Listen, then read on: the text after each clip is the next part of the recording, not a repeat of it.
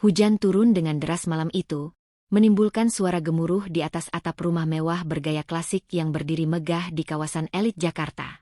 Laras Setiabudi menekan layar ponselnya dengan tangan yang gemetar, membaca pesan-pesan yang baru saja ia terima. Perutnya terasa melilit, jantungnya berdebar begitu kencang hingga hampir terasa menyakitkan. Sayang, aku sudah di kamar.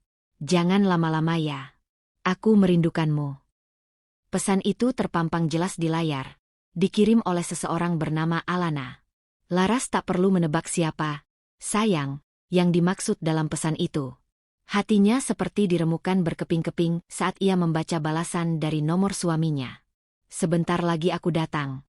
Cantik, kamu memang selalu tak sabaran. Ia mengusap air matanya yang mulai menggenang, berusaha menahan isakan yang ingin pecah. Adrian, suaminya, pria yang telah bersumpah setia di hadapan Tuhan dan keluarga mereka, telah mengkhianatinya. Dengan tekad yang baru tumbuh dalam dirinya, Laras menguatkan langkahnya. Malam itu, ia akan mencari jawaban langsung dari orang yang seharusnya paling ia percaya. Rahasia yang terbuka. Sebuah restoran hotel bintang 5 yang terkenal dengan suasana romantisnya tampak ramai malam itu. Lilin-lilin di atas meja menyala redup, menciptakan suasana yang hangat dan intim bagi para pasangan yang menikmati makan malam mereka. Di salah satu sudut ruangan, seorang pria tampan dengan jas hitam yang pas di tubuhnya tengah tertawa pelan, seolah dunia hanya berisi dirinya dan wanita cantik di hadapannya.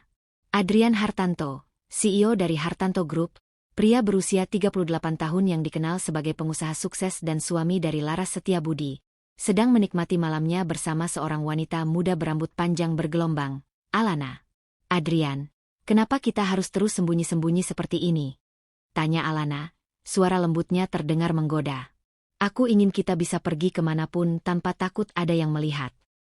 Adrian tertawa kecil, mengangkat tangan Alana dan mengecup punggung tangannya dengan penuh kelembutan.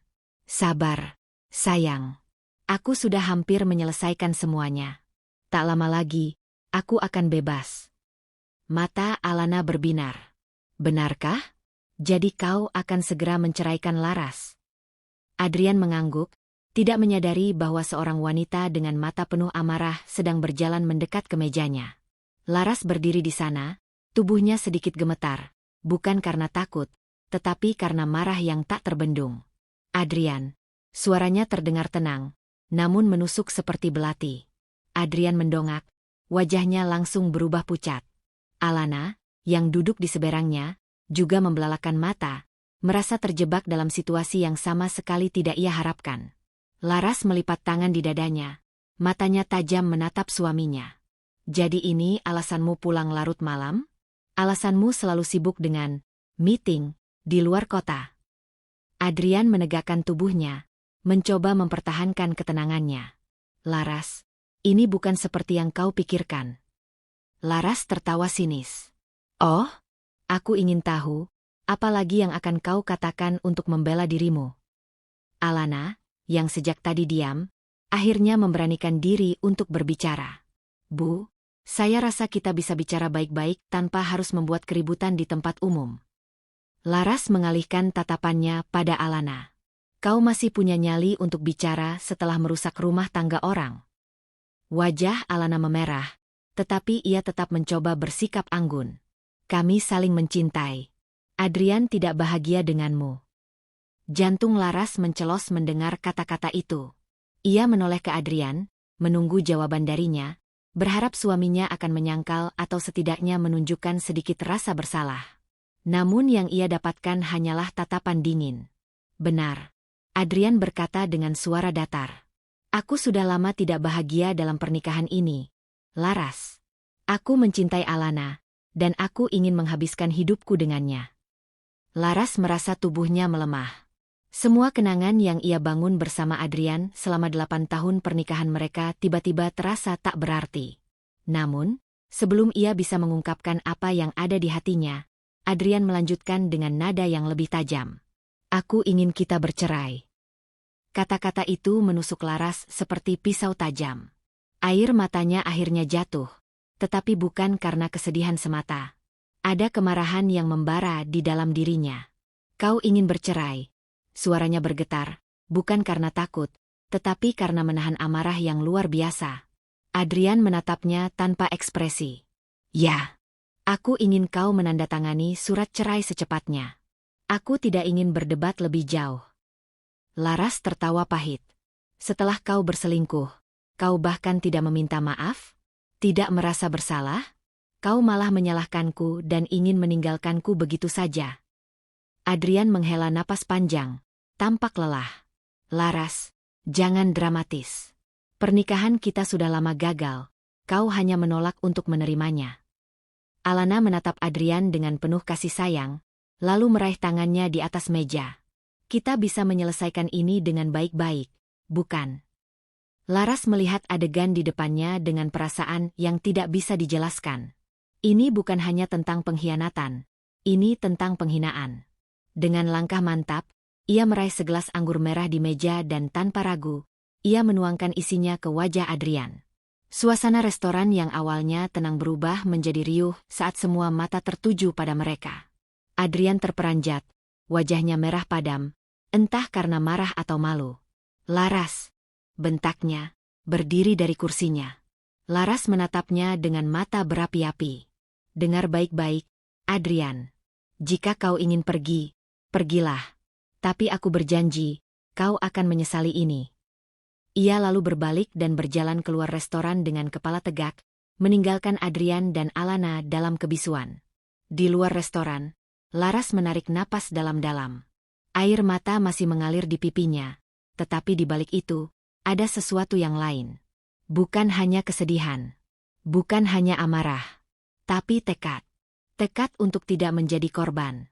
Tekad untuk bangkit. Tekad untuk membalas dendam dengan cara yang paling indah. Malam itu, Laras Setiabudi yang lemah dan patah hati telah mati. Yang tersisa adalah wanita yang akan menjadi bayangan di balik kejatuhan Adrian Hartanto. 2 bulan telah berlalu sejak malam penghinaan itu. Sejak Adrian Hartanto, pria yang pernah ia percayai sepenuh hati, meminta cerai tanpa sedikit pun penyesalan. 2 bulan penuh kehancuran, namun juga pencerahan bagi Laras Setiabudi. Setiap malam, ia terjaga, bukan lagi karena kesedihan, tetapi karena amarah yang mendidih di dalam dirinya. Sakit hati yang begitu dalam perlahan berubah menjadi bahan bakar untuk sesuatu yang lebih besar. Laras tidak lagi tinggal di rumah yang pernah ia bagi dengan Adrian.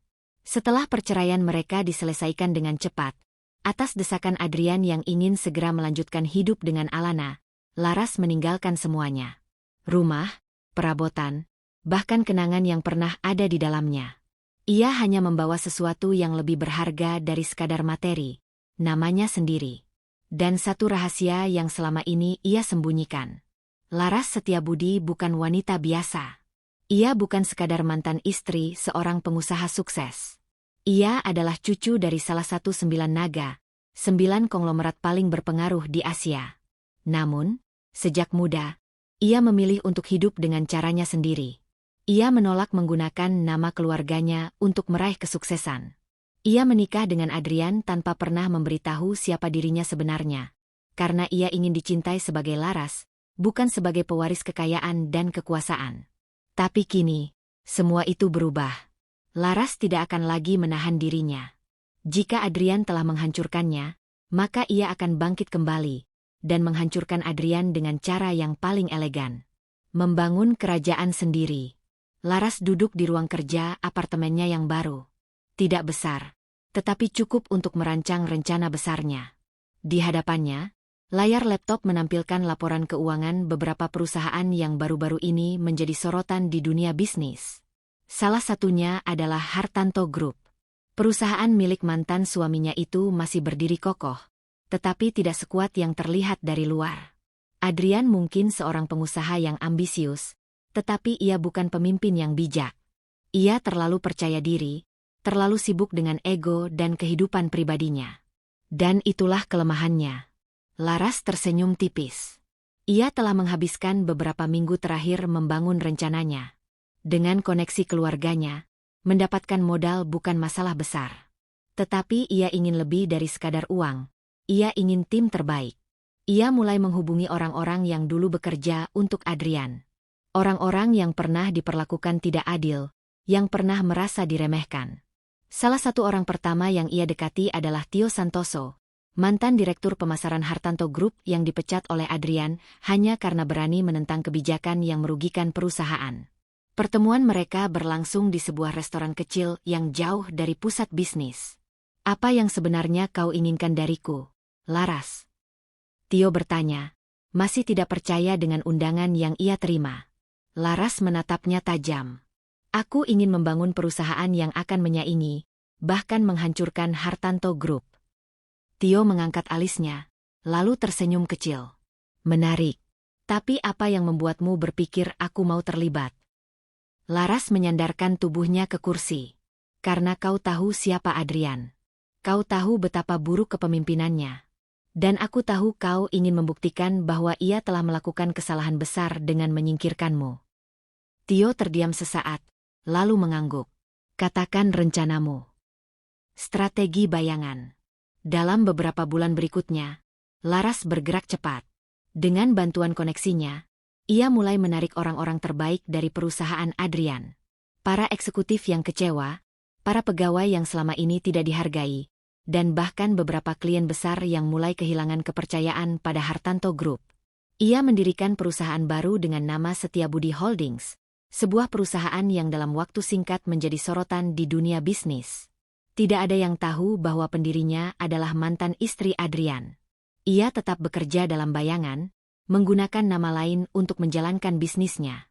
Yang orang tahu hanyalah bahwa ada pemain baru yang muncul dengan ambisi besar, dan mereka bergerak dengan sangat cepat. Sementara itu, di Hartanto Group, Adrian mulai merasakan tekanan. "Apa maksudmu klien terbesar kita beralih ke perusahaan lain?" Suaranya meninggi saat berbicara dengan timnya. "Kami masih menyelidikinya, Pak," jawab salah satu manajer. "Tapi sepertinya mereka mendapat penawaran yang lebih menguntungkan dari perusahaan baru itu, Setiabudi Holdings." Adrian mengerutkan kening. Nama itu terasa asing, tetapi sekaligus mengganggunya. Siapa yang berada di balik perusahaan ini? Siapa yang berani menantangnya? Awal perang yang sesungguhnya. Laras duduk di kantornya, menatap berita terbaru tentang perusahaannya di layar komputer. Ia tahu bahwa Adrian mulai merasakan dampaknya. Ia tahu bahwa mantan suaminya sedang kebingungan, mencoba mencari tahu siapa yang berada di balik semua ini. Tetapi yang Adrian tidak tahu adalah bahwa ia sudah terlambat. Laras telah merencanakan semuanya dengan hati-hati. Ia tidak akan bergerak tergesa-gesa. Tidak, ia akan menghancurkan Adrian perlahan-lahan, membuatnya kehilangan segalanya sedikit demi sedikit. Dan ketika saatnya tiba, ia akan berdiri di hadapannya, menunjukkan siapa yang sebenarnya menang. Dengan senyum dingin, Laras menutup laptopnya. Permainan baru saja dimulai.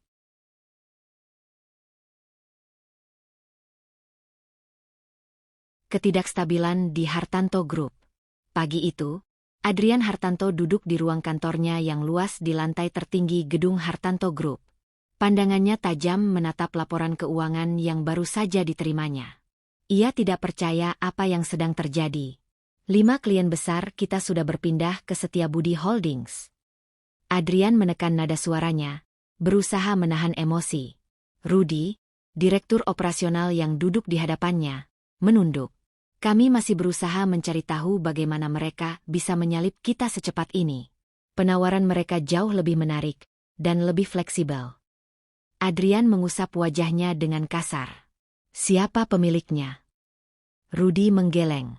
"Tidak ada informasi yang jelas, Pak. Mereka bergerak sangat tertutup. Yang kita tahu, mereka memiliki jaringan luas dan modal kuat. Beberapa orang berbisik bahwa ada kekuatan besar di balik mereka." Adrian mendengus. "Sialan. Aku ingin kau cari tahu siapa dalang di balik perusahaan ini. Pakai semua koneksi kita, hubungi orang-orang dalam industri ini, dan berikan aku nama." "Baik, Pak." Rudy segera keluar dari ruangan, meninggalkan Adrian yang masih kesal. Ia menghela napas panjang, lalu bersandar ke kursinya. Bagaimana bisa sebuah perusahaan yang baru muncul begitu cepat mengambil alih pasar yang telah ia bangun bertahun-tahun? Tak pernah terlintas dalam pikirannya bahwa dalang di balik semua ini adalah wanita yang pernah ia abaikan, Laras Setiabudi. Pertemuan tanpa sadar. Sementara itu, Laras sedang duduk di salah satu ruang pertemuan eksklusif di sebuah restoran mewah di pusat kota. Bersamanya ada Tio Santoso, mantan Direktur Pemasaran Hartanto Group yang kini menjadi tangan kanan Laras di Setiabudi Holdings. Di hadapan mereka duduk seorang pria parubaya dengan jas mahal.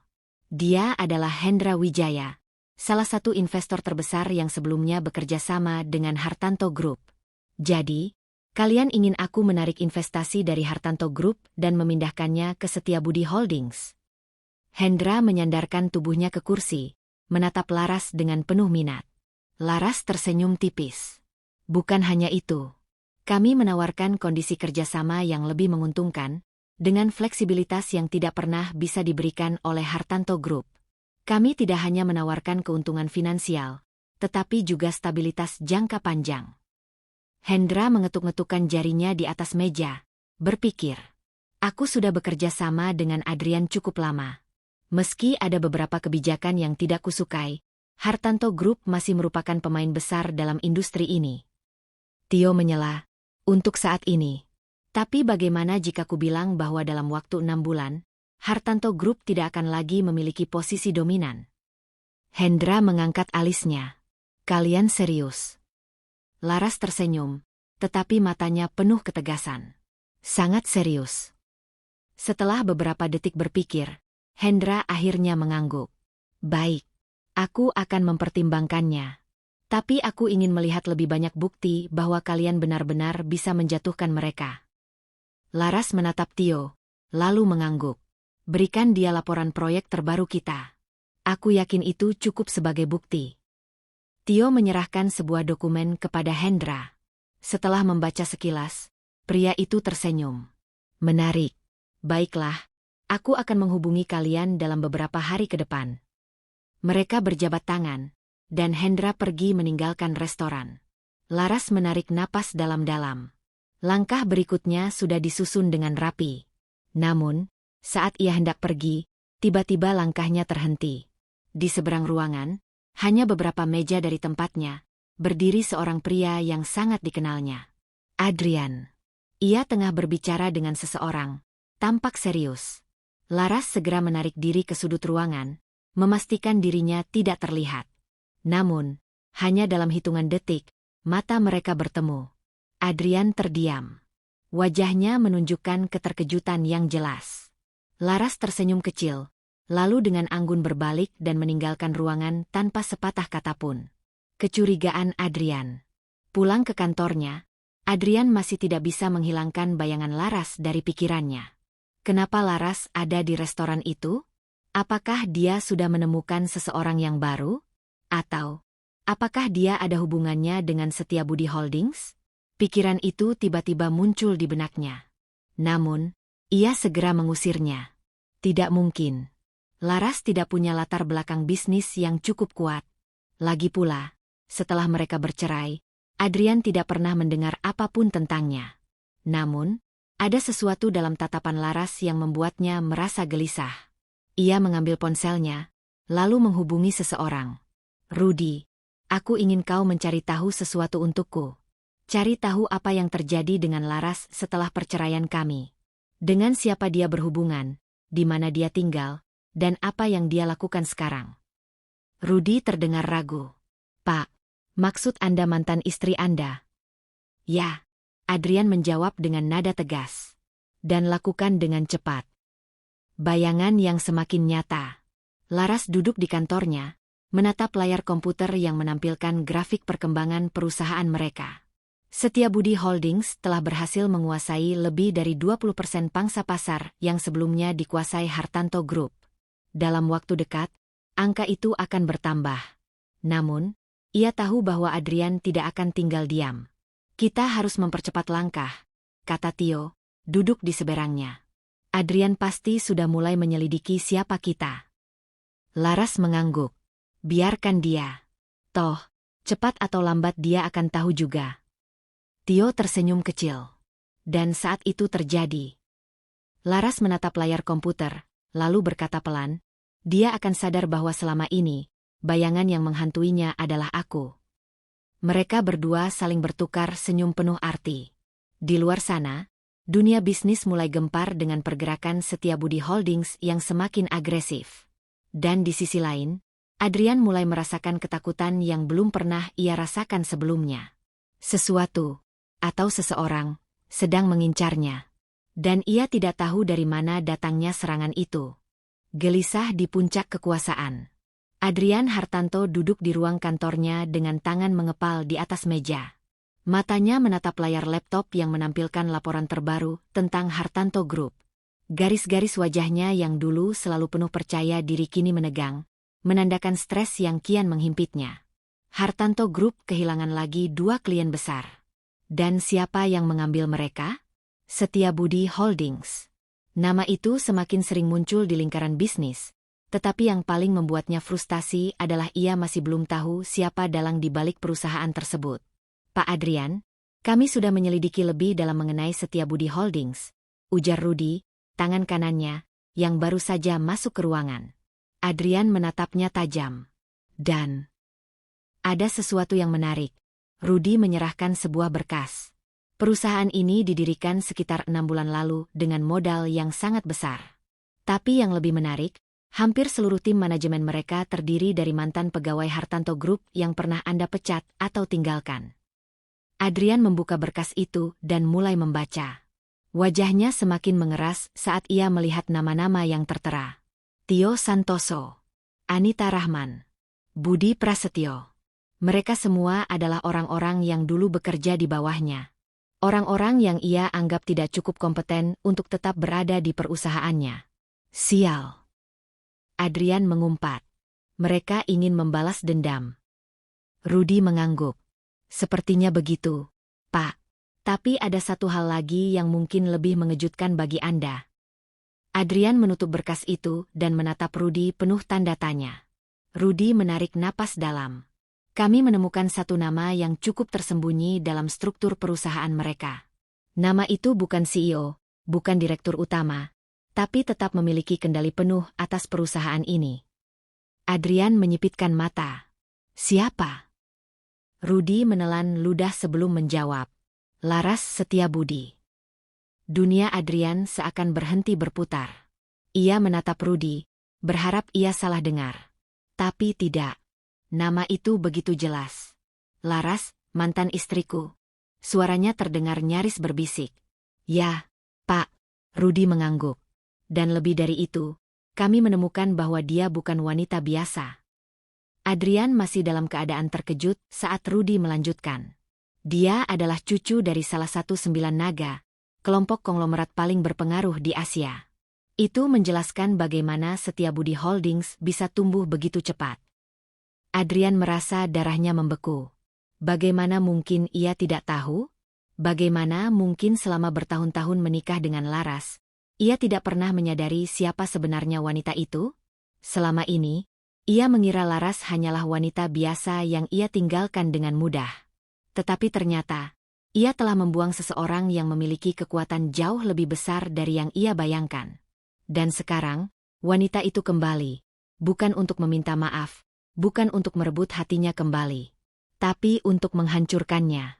Masa lalu yang terabaikan. Adrian meraih ponselnya dan tanpa pikir panjang, ia menekan nomor yang dulu pernah ia hafal di luar kepala. Nada sambung berbunyi beberapa kali sebelum akhirnya tersambung. Lama sekali akhirnya kau meneleponku. Suara Laras terdengar lembut, tetapi penuh ketenangan yang menusuk. Adrian mengepalkan tangan. Kau yang melakukan semua ini. Laras tertawa pelan. Jika maksudmu Setiabudi Holdings, ya, aku pendirinya. Kejutan, kan? Adrian berdiri dari kursinya, berjalan mondar-mandir. Kenapa? Laras? Kenapa kau melakukan ini? Laras terdiam sejenak sebelum menjawab. Karena aku bisa. Jawaban itu menusuk harga diri Adrian. Apa ini semacam balas dendam? Balas dendam. Laras kembali tertawa kecil. Aku tidak punya waktu untuk itu, Adrian. Ini hanya urusan bisnis. Adrian mengepalkan tangan. Jangan bodoh, Laras. Kau sedang menyerang perusahaan yang dulu kubangun dari nol.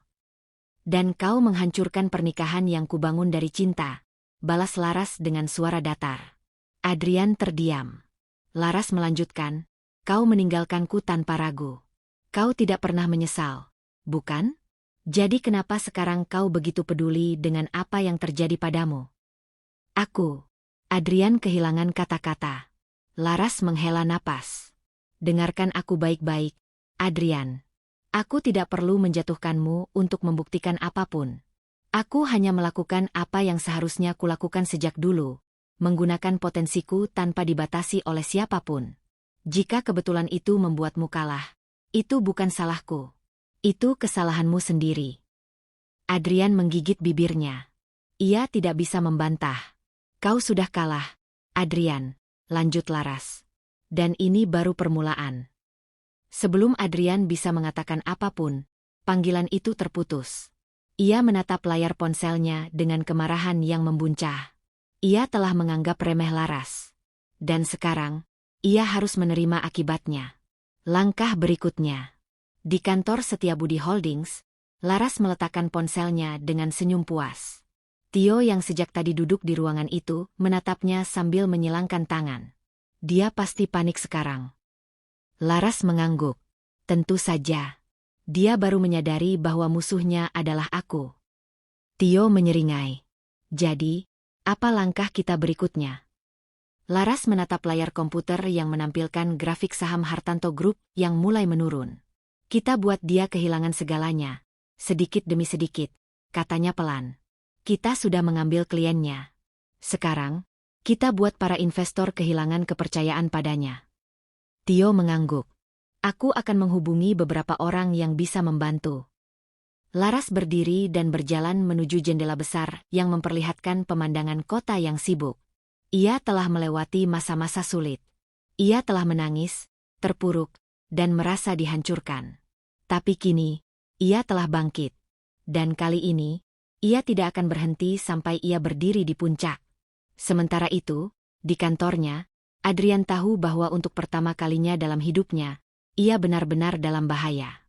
Adrian mulai terpojok. Adrian Hartanto duduk di ruang rapat dengan ekspresi gelisah yang jarang terlihat. Di sekelilingnya, para petinggi Hartanto Group duduk dengan wajah yang tak kalah serius. Di depan mereka, layar besar menampilkan laporan keuangan terbaru. Dalam 1 bulan terakhir, saham perusahaan turun hingga 15%, investor mulai menarik dana mereka, dan beberapa proyek besar tertunda karena kepercayaan pasar yang menurun. Ini semua karena Setiabudi Holdings. Suara seseorang memecah keheningan. Itu Rudy, yang sudah berhari-hari kurang tidur karena menyelidiki perusahaan saingan mereka. Perusahaan itu tidak hanya mengambil klien kita, tetapi mereka juga mulai mempengaruhi investor kita. Dalam seminggu terakhir, 3 investor besar kita telah menarik modalnya dan memilih bekerja sama dengan mereka. Adrian menggertakkan giginya. Aku tahu, Rudy. Tapi pertanyaannya adalah, bagaimana kita bisa menghentikan mereka? Seorang direktur keuangan yang duduk di ujung meja menghela napas. Satu-satunya cara adalah dengan mencari celah dalam bisnis mereka. Kita harus menemukan kelemahan mereka sebelum semuanya terlambat. Adrian menatap layar dengan rahang mengeras. Ia tahu bahwa Setiabudi Holdings adalah ancaman terbesar yang pernah dihadapi Hartanto Group. Dan yang lebih menyakitkan, orang di baliknya adalah wanita yang pernah ia abaikan dan tinggalkan begitu saja. Laras Setiabudi. Ia menekan perasaan itu jauh-jauh. Sekarang bukan waktunya untuk memikirkan masa lalu. Laras menguasai permainan. Di tempat lain, di kantor Setiabudi Holdings, Laras menatap laporan yang ada di tangannya dengan senyum tipis. Seperti yang kita perkirakan, saham Hartanto Group turun lagi, kata Tio, yang berdiri di sebelahnya. Beberapa investor sudah mulai menghubungi kita. Mereka ingin tahu apakah kita bisa memberi mereka tempat yang lebih aman untuk berinvestasi. Laras mengangguk pelan. Beri mereka apa yang mereka inginkan. Pastikan mereka tahu bahwa Setiabudi Holdings lebih stabil dan memiliki prospek jangka panjang yang lebih baik dibandingkan Hartanto Group. Tio tersenyum. Aku sudah mengaturnya. Dalam waktu dekat, Hartanto Group akan semakin terpojok. Laras menatap keluar jendela, melihat gemerlap kota Jakarta di malam hari. Ia hampir mencapai tujuannya. Dulu aku pernah terpuruk karena dia, katanya pelan. Sekarang, aku ingin dia merasakan apa yang aku rasakan. Tio menatapnya penuh pengertian. Dan kau sudah berhasil, Laras. Adrian tidak akan bisa bangkit setelah ini. Laras menghela napas. Ia tahu bahwa pertempuran ini hampir berakhir. Namun, ia tidak hanya ingin menghancurkan Adrian secara finansial. Ia ingin membuatnya benar-benar kehilangan segalanya, termasuk harga dirinya. Pertemuan yang tak terduga. Malam itu, Adrian memutuskan untuk keluar dari kantornya dan mencari udara segar. Ia pergi ke sebuah bar mewah di Jakarta, tempat biasa para pebisnis berkumpul. Ia duduk di pojok ruangan, menuangkan segelas whisky dan menatap kosong ke depan. Pikirannya terus dipenuhi oleh satu nama, Laras Setiabudi. Bagaimana bisa ia begitu bodoh? Bagaimana bisa ia tidak menyadari siapa sebenarnya wanita itu? Laras telah memainkan permainan ini dengan sempurna. Ia diam-diam membangun kerajaannya, mengumpulkan kekuatan, dan kini berbalik menyerang dirinya. Tiba-tiba, suara langkah kaki terdengar mendekat. Adrian mengangkat kepalanya, dan di depannya berdiri Laras. Wanita itu terlihat elegan dalam gaun hitam sederhana, dengan rambut panjangnya tergerai. Matanya menatapnya dengan tenang, tanpa emosi. Adrian, sapanya pelan. Adrian menegang. Laras. Laras duduk di depannya tanpa menunggu izin. Ia melambaikan tangan kepada pelayan dan memesan segelas wine. Setelah pelayan pergi, ia kembali menatap Adrian. Kau terlihat berbeda, katanya santai. Tidak lagi seperti pria sombong yang dulu ku kenal. Adrian mendengus. Apa kau datang ke sini untuk mengejekku? Laras tersenyum kecil. Tidak. Aku hanya ingin melihat bagaimana keadaanmu. Aku dengar bisnismu sedang dalam masalah. Adrian mengepalkan tangannya. Jangan berpura-pura peduli, Laras. Aku tahu ini semua ulahmu.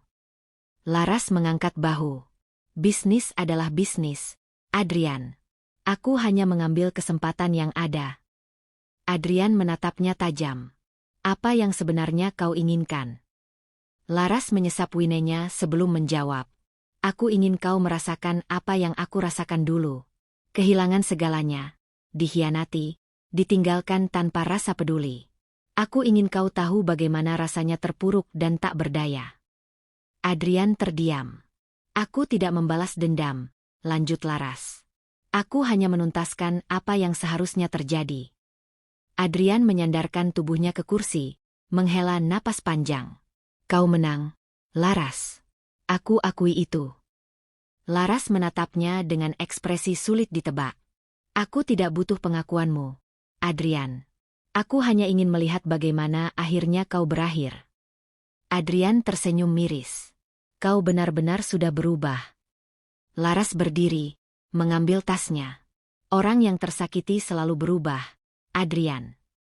Ia berbalik dan meninggalkan Adrian sendirian di meja. Saat itu, Adrian menyadari sesuatu. Ia telah kehilangan segalanya. Bukan hanya perusahaannya, tetapi juga satu-satunya wanita yang mungkin pernah benar-benar mencintainya. Dan kali ini, ia tahu bahwa tidak ada jalan untuk kembali. Malam yang mencekam. Adrian duduk di ruang kantornya yang kini terasa lebih sepi dari biasanya. Cahaya lampu redup memantulkan bayangan sosoknya di kaca besar yang menghadap ke kota. Sejak pertemuannya dengan Laras beberapa malam lalu, ia tidak bisa berhenti memikirkan kata-kata wanita itu. Aku ingin kau tahu bagaimana rasanya terpuruk dan tak berdaya. Ia meremas rambutnya dengan frustrasi. Dalam sebulan terakhir, Hartanto Group berada di ambang kehancuran. Saham terus merosot, investor kabur, dan proyek-proyeknya gagal mendapatkan suntikan dana. Dan semuanya karena Laras. Wanita yang dulu ia tinggalkan tanpa ragu, kini kembali dalam wujud yang jauh lebih kuat. Ia tidak hanya sekadar sukses, ia telah menciptakan kerajaan bisnis yang mampu menelan Hartanto Group hidup-hidup. Tiba-tiba, pintu ruangannya diketuk dengan keras sebelum terbuka. Rudi masuk dengan wajah pucat. Pak Adrian, kita punya masalah besar, katanya dengan nada panik. Adrian mengerutkan kening. Masalah apa lagi? Rudi meletakkan tumpukan dokumen di atas meja. baru saja ada laporan dari bursa saham. Saham kita anjlok 20% hanya dalam sehari. Dan lebih parahnya lagi, media mulai memberitakan kemungkinan kebangkrutan Hartanto Group. Adrian meraih salah satu dokumen dan membacanya cepat. Tangannya gemetar saat melihat angka-angka yang tertera. Ini tidak mungkin, bisiknya. Rudy menelan ludah. Dan bukan hanya itu, Pak. Beberapa bank yang memberi kita pinjaman mulai menekan kita untuk melunasi utang lebih cepat. Jika kita tidak bisa membayar dalam waktu dekat, mereka akan menyita aset perusahaan. Adrian bangkit dari kursinya, matanya membelalak. Mereka tidak bisa melakukan itu. Rudy menghela napas. Mereka bisa, Pak. Dan saya rasa, ini semua bagian dari rencana Setiabudi Holdings. Adrian mengepalkan tinjunya. Laras benar-benar ingin menghancurkannya. Sebuah tawaran tak terduga.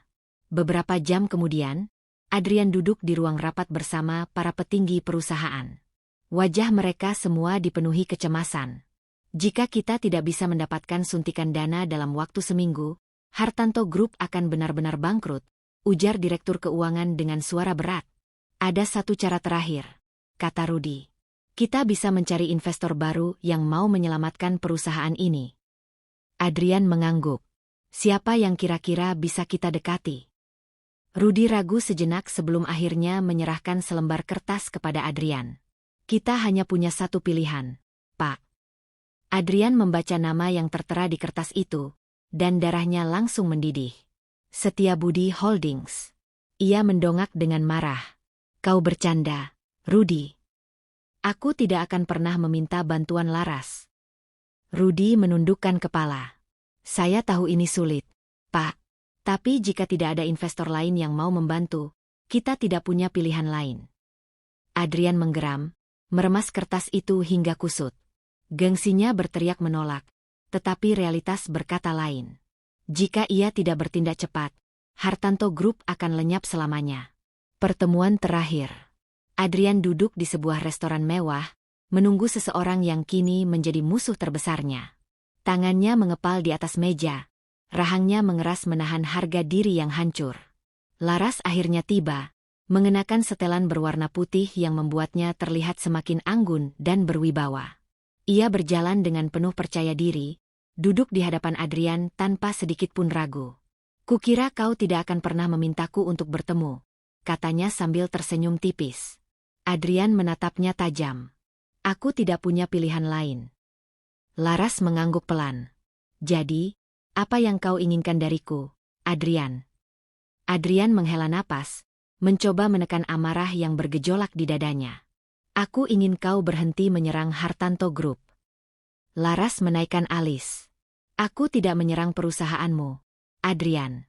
Aku hanya menjalankan bisnisku dengan lebih baik darimu. Adrian mengetukkan jarinya ke meja. Kau tahu apa yang kau lakukan. Kau telah mengambil klienku, menarik investorku, dan sekarang bang-bang menekan perusahaanku. Kau ingin menghancurkanku. Laras tersenyum kecil. Dan apakah itu salah? Adrian menegang. Ia ingin membantah, tetapi tidak bisa. Jadi, kau datang kepadaku untuk meminta bantuan? Tanya Laras dengan nada santai. Adrian menggertakkan giginya. Ya. Laras menatapnya dalam-dalam. Dulu, aku datang kepadamu untuk meminta kesempatan kedua. Tapi apa yang kau lakukan? Adrian terdiam. Ia tahu kemana arah pembicaraan ini. Kau malah mencampakkan aku seperti aku tidak berharga. Dan sekarang kau duduk di depanku, berharap aku akan menyelamatkanmu. Laras tersenyum sinis. Ironis. Bukan. Adrian mengepalkan tangan. Aku tidak akan duduk di sini jika aku masih punya pilihan lain. Laras menyesap winenya perlahan. Baiklah, Adrian. Aku bisa menyelamatkan Hartanto Group. Adrian menatapnya penuh harap. Dengan syarat. Laras menatapnya tajam. Dengan satu syarat. Ia meletakkan gelasnya dan menyandarkan tubuhnya ke kursi. Kau harus menyerahkan seluruh saham dan jabatanmu di perusahaan. Adrian terbelalak. Kau ingin aku menyerahkan Hartanto Group kepadamu? Laras mengangguk pelan. Tentu saja. Kau tidak punya pilihan lain, bukan? Adrian merasakan amarah dan kepanikan berkecamuk dalam dirinya. Jika ia menerima tawaran ini, itu berarti ia kehilangan segalanya. Tapi jika ia menolaknya, Hartanto Group akan bangkrut. Adrian menatap Laras, dan untuk pertama kalinya, ia benar-benar merasa kalah. Wanita yang dulu ia remehkan, yang ia tinggalkan begitu saja, kini berdiri di puncak kekuasaan, sementara dirinya jatuh ke titik terendah. Dan ia tahu, ia tidak punya pilihan lain selain menyerah. Akhir sebuah era. Beberapa hari kemudian, berita tentang akuisisi Hartanto Group oleh Setiabudi Holdings tersebar di seluruh media. Laras Setiabudi kini menjadi pemilik penuh Hartanto Group, dan Adrian Hartanto resmi mengundurkan diri. Di hari terakhirnya di kantor, Adrian berjalan keluar dari gedung yang dulu ia bangun dengan penuh kebanggaan. Kini, semuanya bukan lagi miliknya. Di luar, wartawan berkerumun, melontarkan berbagai pertanyaan. Tetapi Adrian tidak menjawab. Ia hanya berjalan menuju mobilnya, menatap ke arah gedung itu untuk terakhir kalinya. Hartanto Group telah jatuh, dan Laras Setiabudi telah menang. Di dalam kantornya yang baru, Laras menatap pemandangan kota dengan ekspresi penuh kepuasan. Ia telah menuntaskan perjalanannya. Dulu, ia dikhianati, ditinggalkan, dan dianggap lemah. Sekarang, ia telah membuktikan bahwa dirinya jauh lebih kuat dari yang pernah dibayangkan siapapun. Dan untuk pertama kalinya dalam hidupnya, Laras merasa benar-benar menang.